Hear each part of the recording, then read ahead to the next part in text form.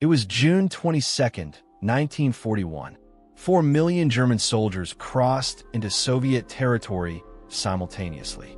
The largest invasion in the history of human warfare had begun, and the man who could have stopped it was asleep.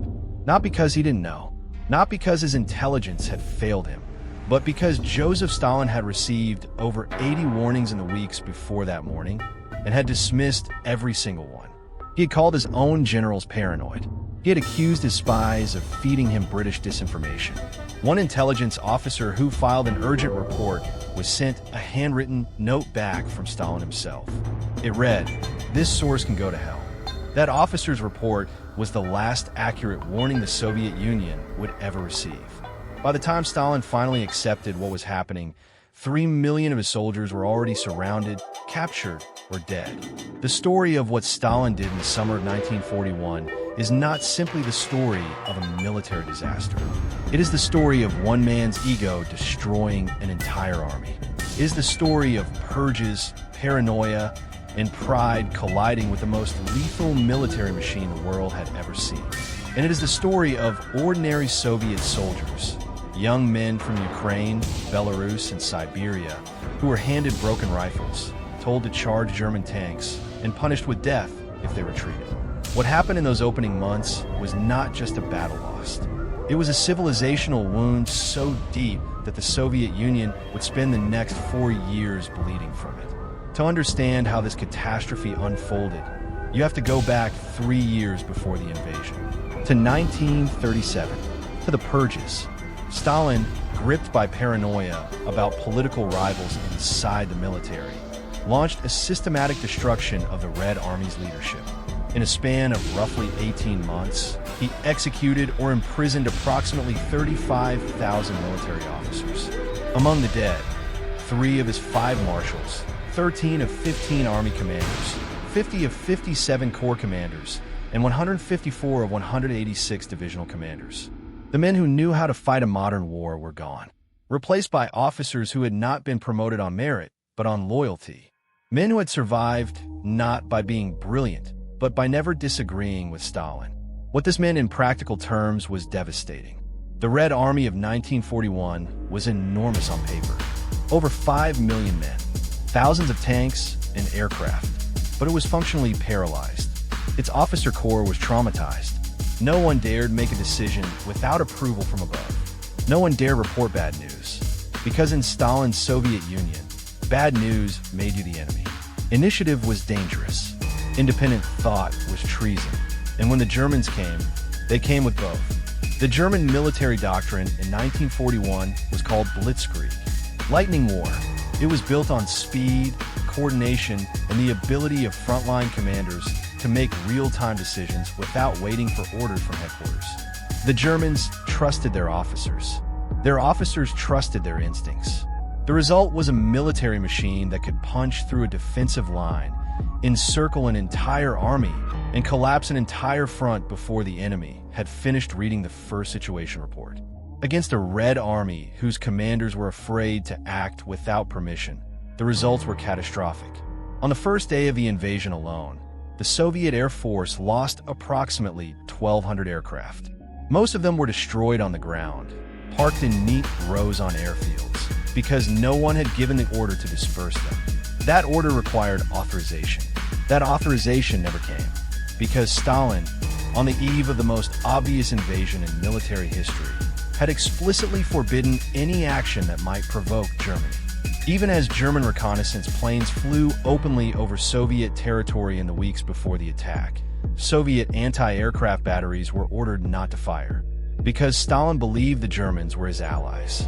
Because in 1939, he had signed the Molotov-Ribbentrop Pact, a non-aggression agreement with Adolf Hitler. And because Stalin had decided, against all evidence, that Hitler would honor it. The intelligence failures were not failures of information. They were failures of will. A Soviet spy network operating inside Germany, known in history as the Lucy Ring, had provided detailed warnings. A Soviet intelligence officer named Richard Sorg, operating in Tokyo, had reported the invasion date with remarkable accuracy weeks in advance. British intelligence, which had broken German military codes, had passed the information directly to Moscow. American intelligence had done the same. Every signal, every source, every piece of evidence pointed to the same conclusion. And Stalin had rejected them all, one by one, with the absolute certainty of man who has ruled by fear for so long he has forgotten how to be wrong. When the attack finally came, Stalin did not react with action. He reacted with collapse.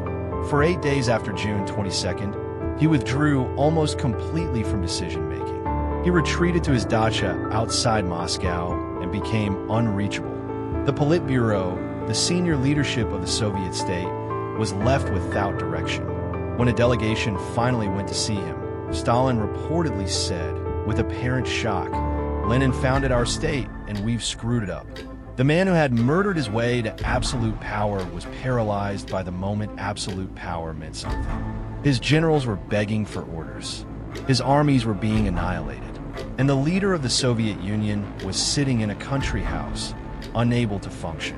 It was during this paralysis that the full horror of what had been lost became clear. The border fortress of Brest, just inside Soviet territory, fell in hours. The city of Minsk, capital of Soviet Belarus, was encircled within days. By late June, an entire army group, roughly 300,000 soldiers, was surrounded near Białystok and Minsk. By early July, another encirclement at Smolensk trapped hundreds of thousands more. The Germans were moving faster than anyone in history had ever moved in warfare, and they were meeting almost no coherent resistance. The soldiers themselves were extraordinary in their suffering. Many had received their draft notices days before the invasion.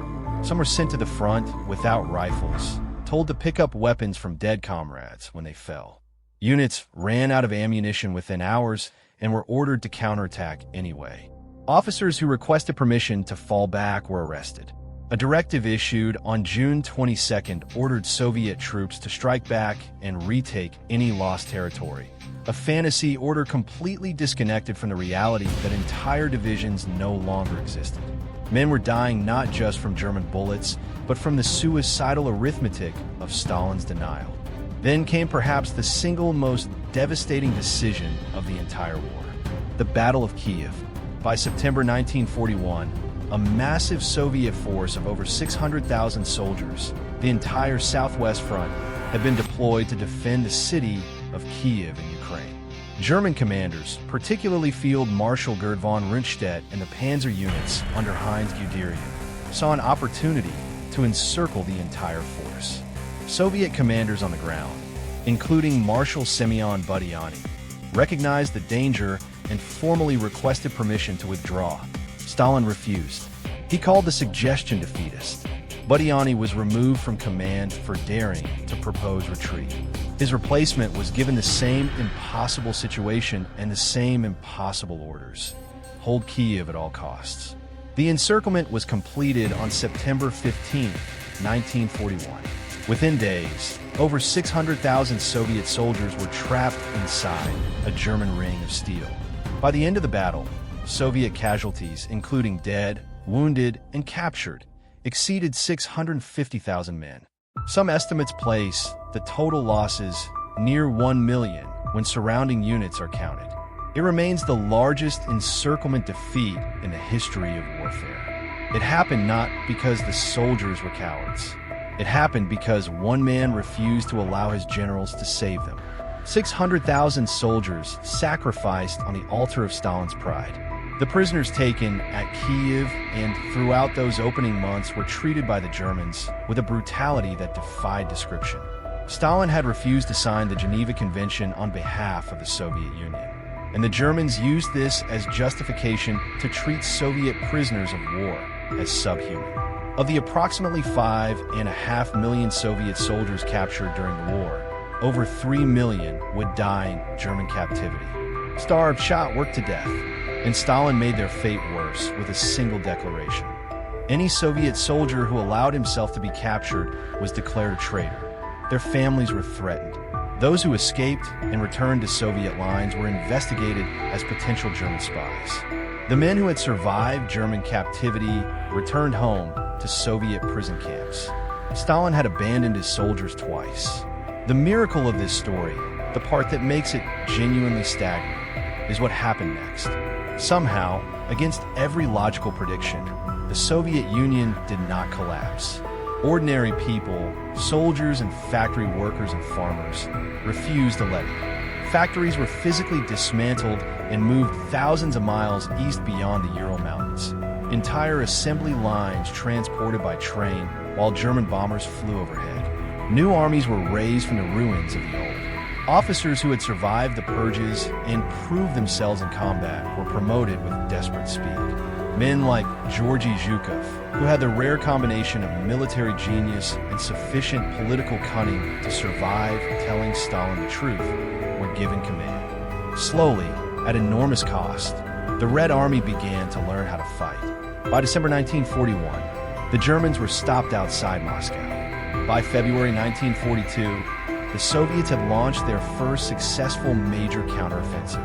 By 1943, at Stalingrad, they would achieve the encirclement that Kiev had been. But not against Soviet troops, against German ones.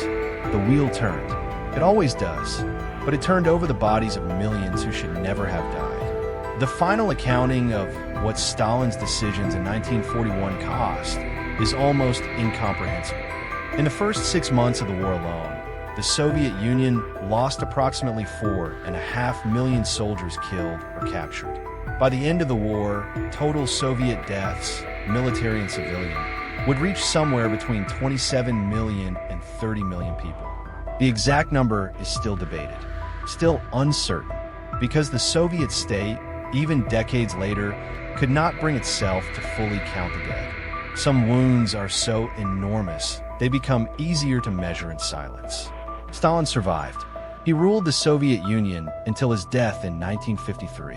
He rewrote the history of 1941 to minimize his failures and elevate his later leadership. He promoted himself to the rank of Generalissimo.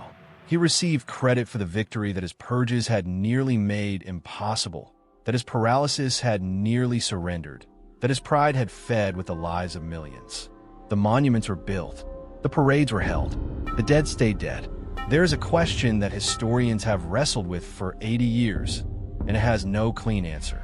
Could the Soviet Union have survived 1941 with different leadership? Could the losses have been a fraction of what they were? The evidence suggests yes.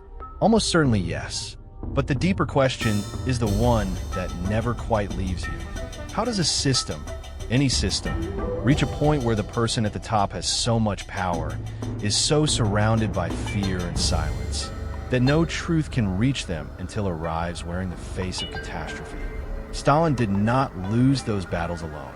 He lost them with the help of every man who was too afraid to tell him he was wrong. And that is not a lesson that belongs only to 1941. That is a lesson that belongs to every room, in every era, where power sits untouched by truth.